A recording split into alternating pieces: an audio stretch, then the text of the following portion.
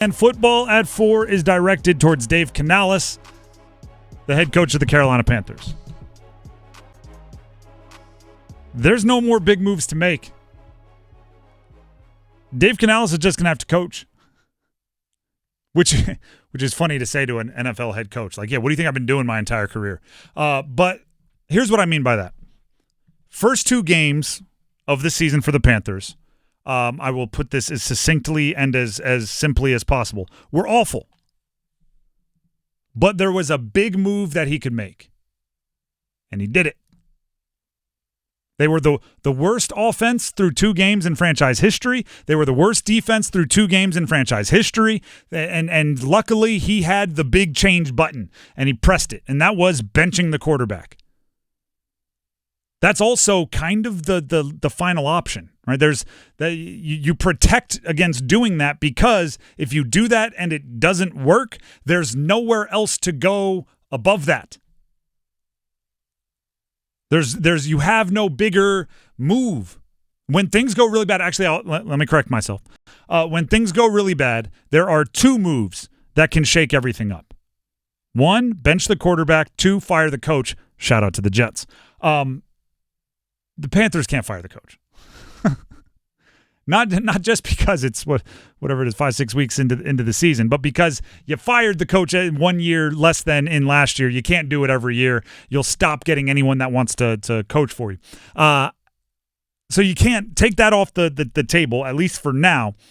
All you can do as a big shakeup was bench the quarterback, and you already did it. Now you have to fix things the old school way by coaching. You have to get your defense to improve using the same people. In some cases, worse people after injuries. But you have to get them to improve. You have to try the tricks. Hey, I got one more thing I want to try here. You have to change the vibe without artificially doing so, because that's what we heard the most after Bryce Young got benched. There was a new energy. The locker room was rejuvenated. Andy Dalton provided a new spark. Well, how do you do that without changing the quarterback? I don't want to say this lightly, but anyone can change the vibe in a locker room by switching quarterbacks. Anybody can do that. It's one of the things that fans call for all the time. Put in the backup. The starter stinks. Right? They could have done that. They can't do the things that you're going to be asked to do now. Right? I don't want to say no. I'm speaking in generalities. Some fans love grinding the all-22 tape. They love going on the Reddit message boards talking about scheme and play calling. But very rarely do you see a fan screaming like, they don't have the personnel for a zone blocking scheme. They need to move to more of a power system. It's like, what? Wait, hold on. What's going on here? Their wide receivers are not built for a Kubiak play-action offense. They need to get something quicker like the West Coast system. I don't know. That's not big enough to fit on a sign behind like the offense, behind the sideline on game day.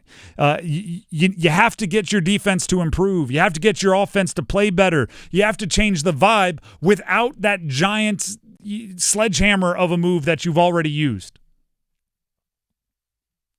And how? This is where it gets more difficult. Right? We can get as specific as you need Deontay Johnson to be more efficient. Deontay Johnson already had one big jump in efficiency, one big jump in production. Right? From the first 2 weeks to the last 3 weeks, he's made a giant jump as far as his production. And the thing you did to make that happen was change the quarterback. He still needs to get to another level.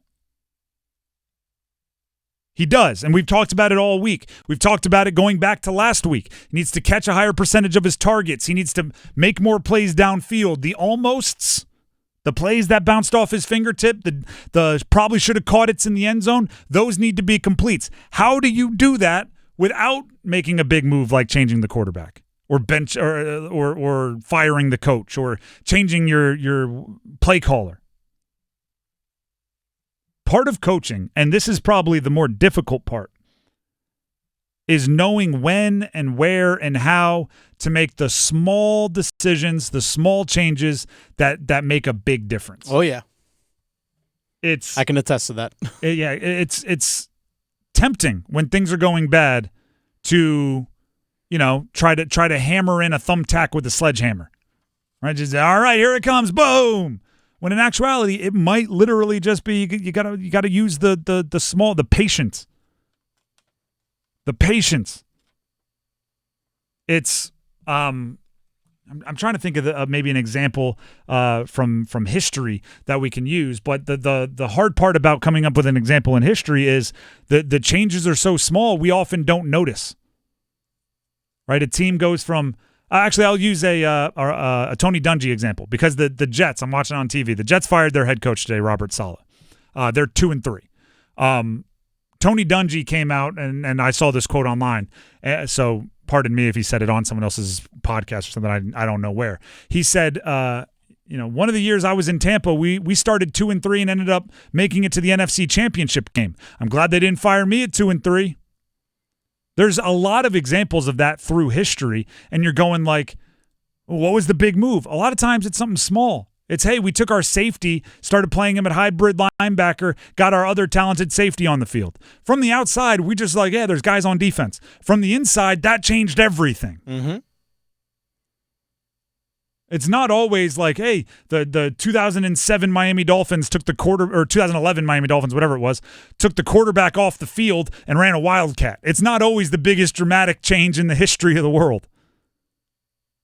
That's Dave Canales' job now, and that's a big part of coaching, is tweaking it and getting a little better with tweaks.